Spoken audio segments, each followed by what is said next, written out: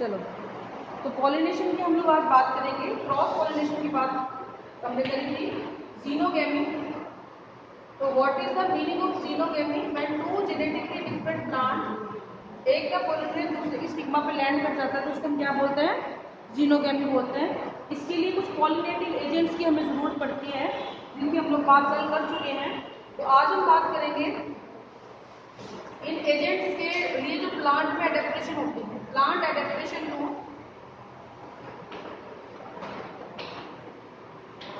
तीन चीजें बढ़ेंगे: हाइड्रोफिली,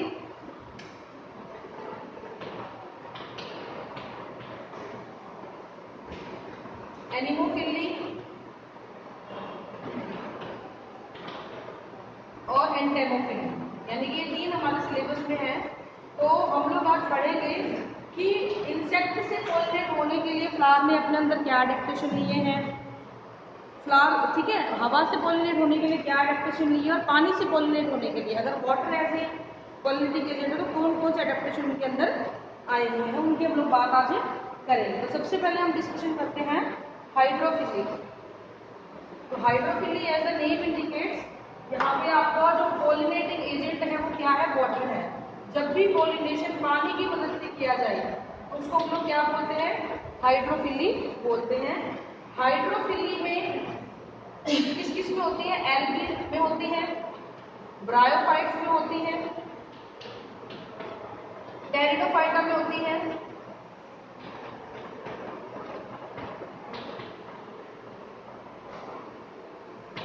और कुछ एक एंजियोस्पर्मिक प्लांट में भी होती है। और खासकर जो वाटर वाले प्लांट है, तो पानी में मिलती है, क्यों एंजियोस्पर्मिक प्लांट, ठीक है। तो अगर हम बात करते हैं एग्जांपल्स की, तो जोस्टेरा, जिसको सीग्राफ भी बोलते हैं, वेलिस्नेरिया,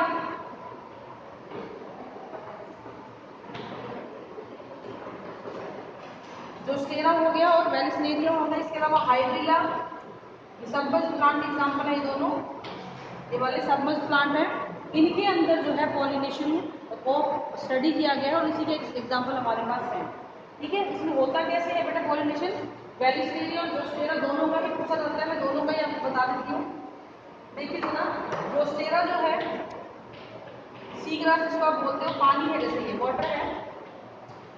इसका जो फीमेल फ्लावर होता है वो पानी के अंदर सिंक डाउन करेगा, पानी के अंदर सबमर्ज्ड हो जाएगा, अंदर चला जाएगा और वहां पर पैसिवली निडल लाइक तैर रहे पोलन ग्रेन के साथ अटैच हो जाएगा। यानी कि वो फ्लावर डेलिबरेटली खुद से ही पानी के अंदर जाएगा और पानी के सरफेस के साथ में जो है, सरफेस के नीचे पैसिवली यानी अपने आप से कुछ नहीं कर रहे, वो पोलन ग्रेन पानी के साथ साथ तैर रहे हैं, उनको जाके खुद से जाके उनसे अटैच हो जाएगा।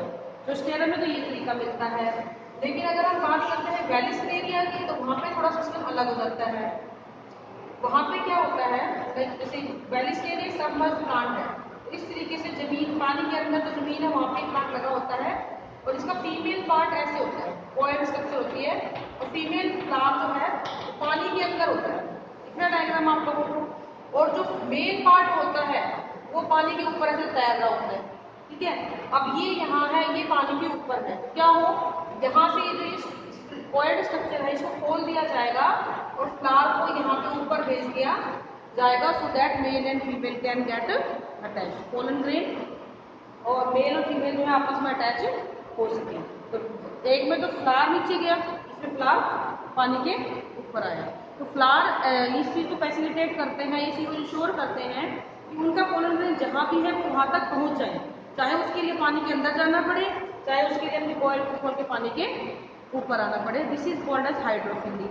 एक और इसमें एडेप्टेशन देखा गया है कि इनके जो पोलन ग्रेन होते हैं ना, वो नॉन स्टिकी होते हैं, चिपचिपे नहीं होते हैं और वेट भी नहीं होते, यानी इनको आप गीला नहीं कर सकते हो। क्या पानी के अंदर अगर गीले होंगे तो फ्लोट नहीं कर पाएंगे।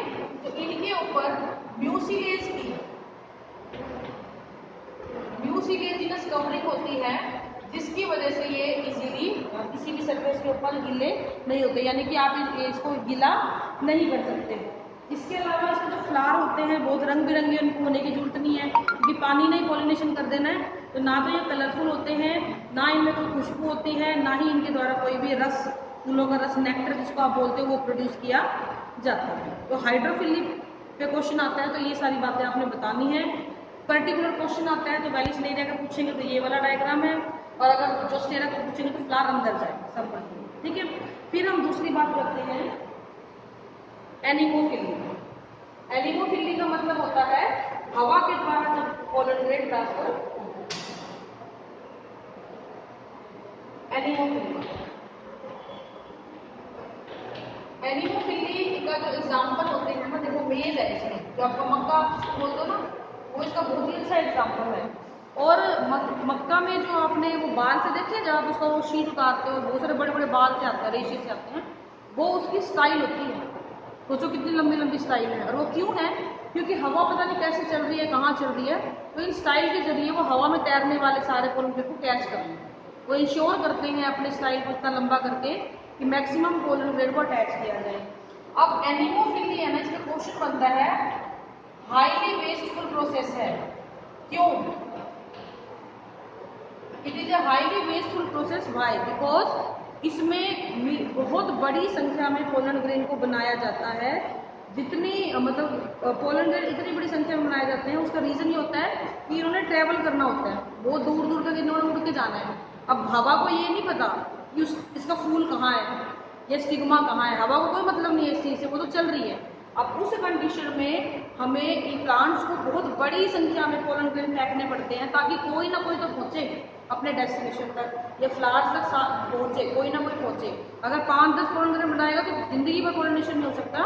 तो इसीलिए इसको हाईली वेस्टफुल प्रोसेस बोला जाता है, क्योंकि इसमें जितने पोलन ग्रेन बनते हैं उनमें बहुत सारे तो वेस्ट ही हो जाते हैं, जो अपने डेस्टिनेशन तक कभी पहुंचते ही नहीं है।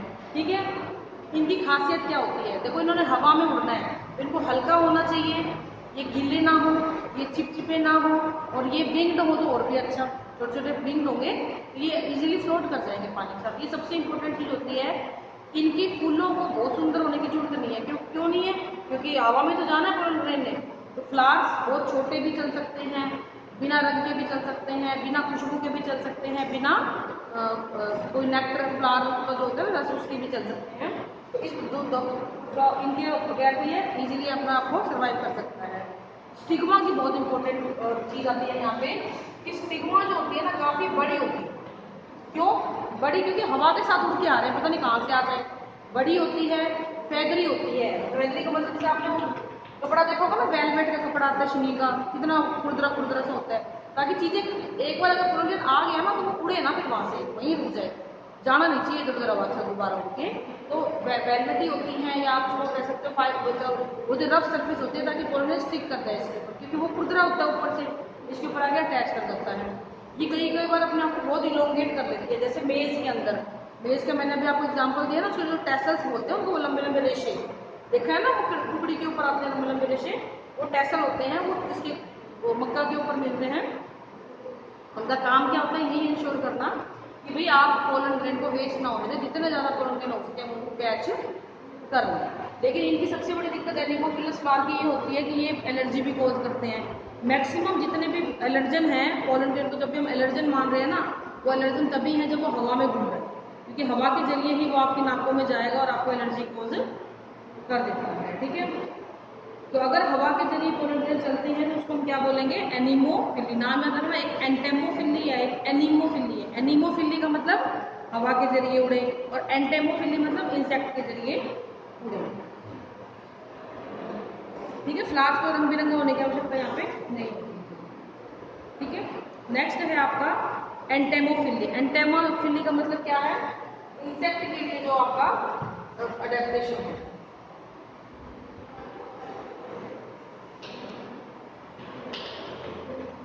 Entomophily pollination by insect. जब एक इंसेक्ट जो है,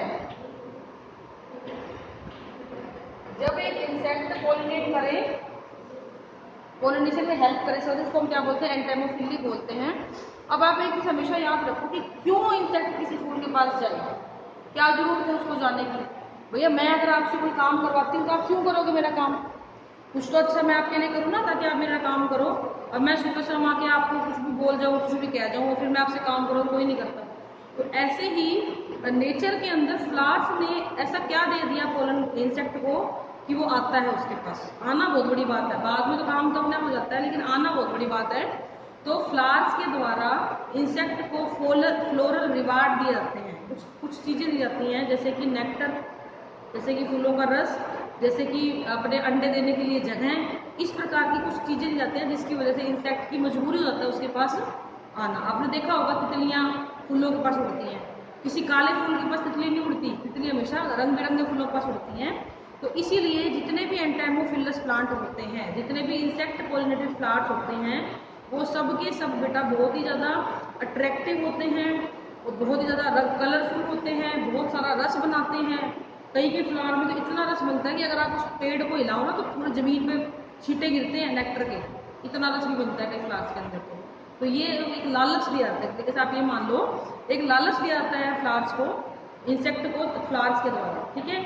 अब जैसे ही इंसेक्ट आया अपने काम से, लालच के वशीभूत वो आया, तो उस दौरान जैसे ही वो फ्लावर का रस चूसता है तो उसके चोंच पे, उसकी बीक के ऊपर या उसकी बॉडी के ऊपर, अगर छोटा इंसेक्ट है तो बॉडी पे भी आपके पोलन ग्रेन चिपक जाएंगे। इनके पोलन ग्रेन बहुत चिपचिपे होते हैं ताकि फटाक से इंसेक्ट की बॉडी पे चिपक जाएंगे। चिपक गया, अब यही इंसेक्ट किसी दूसरे फूल के पास गया, वहां पे उसकी स्टिग्मा ने उसको पकड़ लिया पोलन ग्रेन को, तो इस प्रकार से ये पोलिनेशन में हेल्प कर देते हैं। अगर फूल बहुत छोटा हो, अव्वल तो ये फूल बड़े होते हैं, लेकिन अगर बहुत छोटा हो तो ये गुच्छों के रूप में मिलता है, इनफ्लोरेसेंस जिसको आप बोलते हो।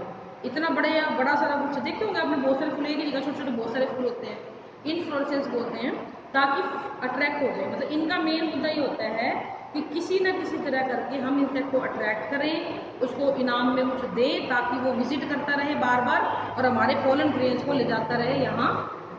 इस प्रकार से ये पोलिनेशन होता है। कि कुछ एक ऐसे हमारे पास एग्जाम्पल है, जैसे कि यक्का यक्कासेला, इनके अंदर क्या होता है बच्चों, यक्का यक्कासेला के केस के अंदर यहाँ पे जो इंसेक्ट है ना वो अपने अंडे देता है फ्लावर के अंदर, ठीक है। इंसेक्ट ने अपने अंडे दे दिया, अब उसको वो फायदा हुआ ना उसके अंडे वहाँ। अब जब अंडे में से बच्चे निकलेंगे तब वो नरिशमेंट फूल से ले लेंगे। एक चीज़ तो हो गया रहना, दूसरा चीज़ हो गया नरिशमेंट। और जिस दिन वो बच्चे उड़ के बाहर निकलेंगे फूल से तो बहुत सारे पोलन ग्रेन अपने साथ लेकर चलेंगे, दोनों को फायदा हो गया ना, पोलिनेशन भी हो गया, अंडे को रखने को जगह भी मिल गई और खाना भी मिल गया। तो इस प्रकार से फ्लावर को कुछ ना कुछ इंसेक्ट को देना ही पड़ेगा जिसकी वजह से पोलिनेशन हो, अदरवाइज बिना काम के कोई किसी को नहीं पूछता, क्या जरूरत है फ्लावर्स पे आने की, ठीक है। इसी तरह से एक और पोलिनेशन होता है, ये मैंने आपको कराया हुआ है, जिसको आप बोलते हैं सूडो पॉपुलेशन। ओफायरस लार्वा होता है, वो क्या करता है ऑर्किड फ्लावर की तरह अपने आप को बना लेता है। तो ओफायरस एक वास्प होता है, वो उड़ता हुआ जाता है, उसको लगता है कि ये फूल जो है ना मेरी फीमेल है।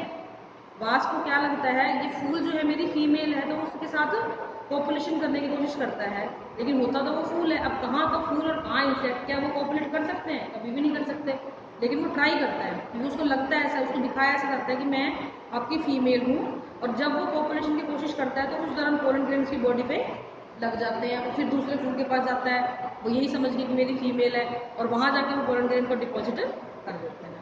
तो इस प्रकार से पोलिनेशन, ठीक है। एक चीज़ ध्यान रखना, जितने भी आपके इंसेक्ट पोलिनेटर हैं ये को इवोल्यूशन शो करते हैं।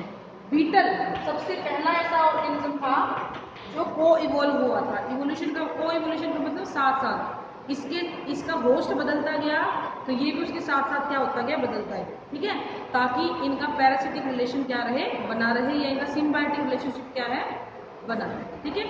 ये आपका इतना ही है पोलिनेशन का। अब हम बात करेंगे पोलन पिस्टल इंटरेक्शन, ठीक है, कि पोलन जब पिस्टल के ऊपर आता है तो वो क्या इंटरेक्शन करते हैं। तो उसमें कुछ नहीं है, मैं आपको बता चुकी हूँ, जैसे कि वो आपकी पिस्टल है ये, तो अभी हम इतने इतने हिस्से की बात करेंगे। तो इतने इतने हिस्से में जब पोलन ग्रेन आ गया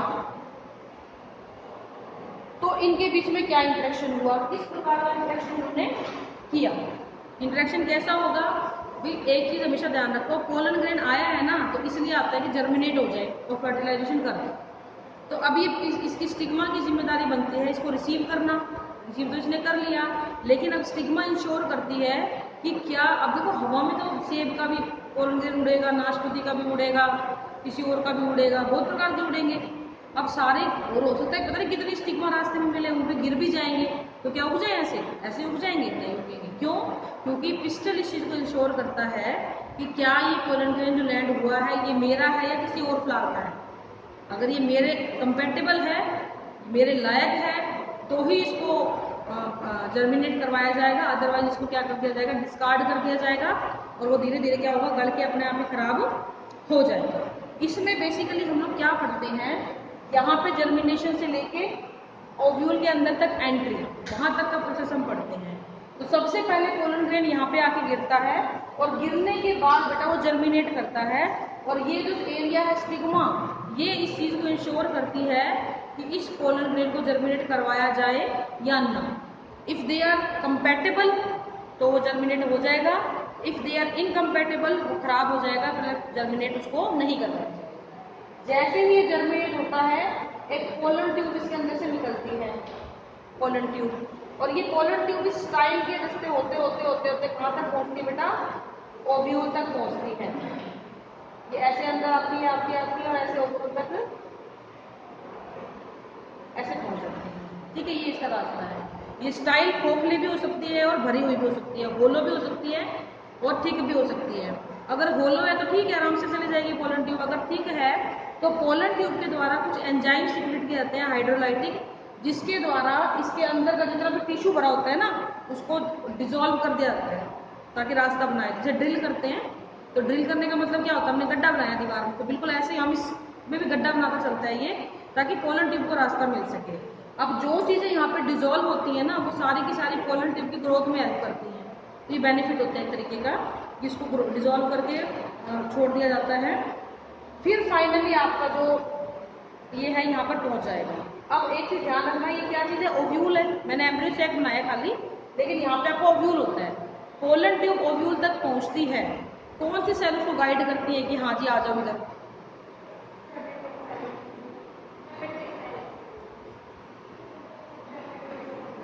सिनर्जिड सेल, जनरेटिव सेल तो सिनर्जिड सेल जो होती हैं they guide the path of the pollen tube toward कि हाँ जी यहाँ पे आना है, ये रास्ता है। ठीक है ना? तो इस तरीके से ओव्यूल तक आएगा। अब एक चीज ध्यान रखना, ओव्यूल के अंदर पोलन ट्यूब की एंट्री के भी बड़े तरीके होते हैं, बहुत सारे प्रकार हो सकते हैं। जैसे मैं ओव्यूल बना ली हूँ,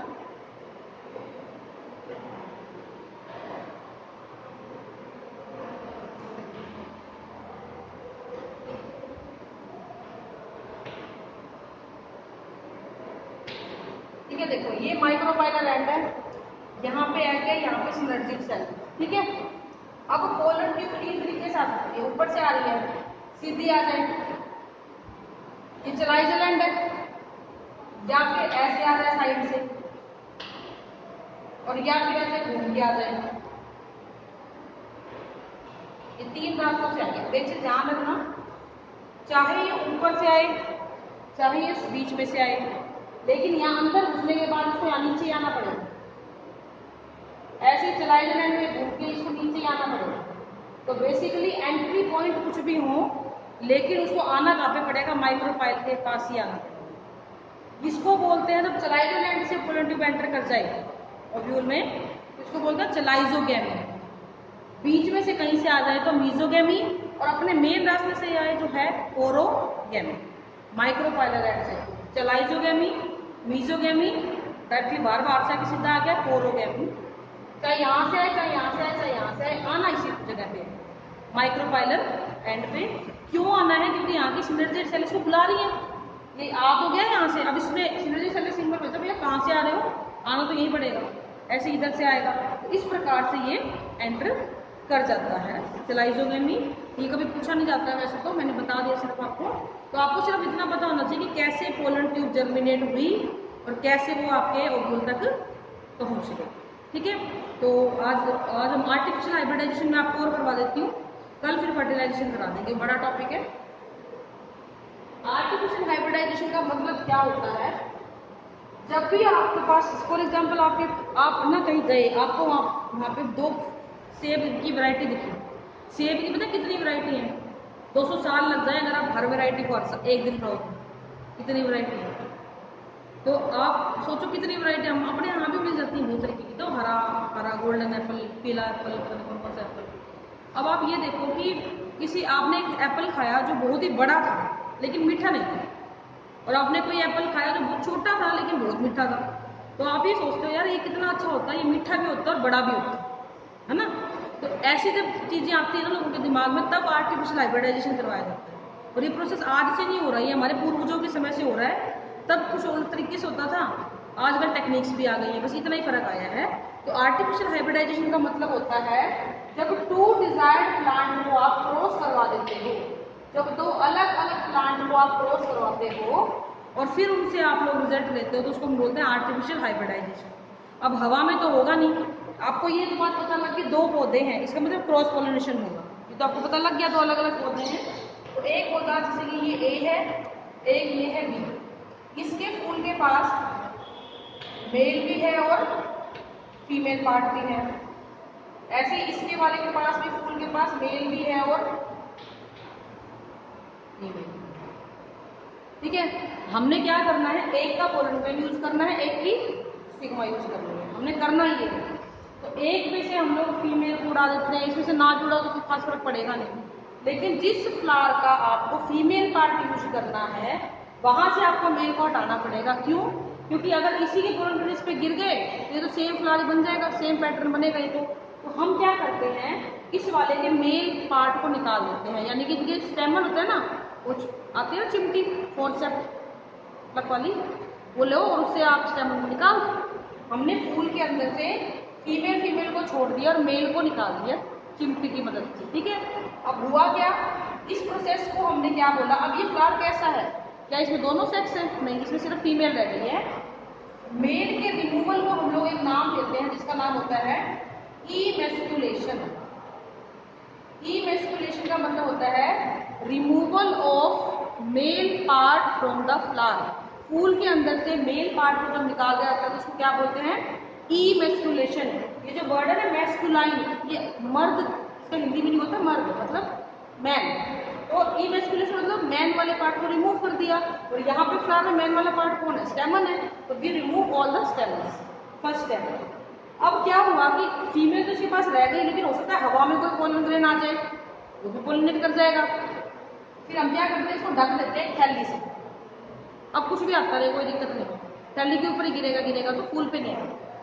and this covering of the flower is called as bagging. Bagging करते हैं मतलब थैली बांध दी, लोकल में आप पन्नी बांध दी फ्लावर के ऊपर। अब ये वाले फूल का मेल जब मैच्योर हुआ, इसकी पोलन ग्रेन को उठाया ब्रश से, पेंटिंग ब्रश जो आते हैं ना, उससे उठा के इस थैली को खोला और इसकी सिग्मा पे हमने वो पोलन ग्रेन छोड़ दिए, वापस से थैली ढक दी, होगी ये बैगिंग, और अब अपने आप होता रहेगा सारा काम। तो हमने डिजाइड तो हमने कराया ना सारा काम, हमने कुछ खुद नहीं होने दिया। इसके मेल पार्ट को निकाला, इसमें फीमेल को पकने दिया, मेल को पकने दिया दूसरे वाले के, इसकी पोलन ग्रेन उठा के यहाँ डाल दिए। तो ये इस प्रकार के प्रोसेस को हम बोलते हैं आर्टिफिशियल हाइब्रिडाइजेशन। क्वेश्चन पक्का आता है इसके ऊपर, ध्यान रखना।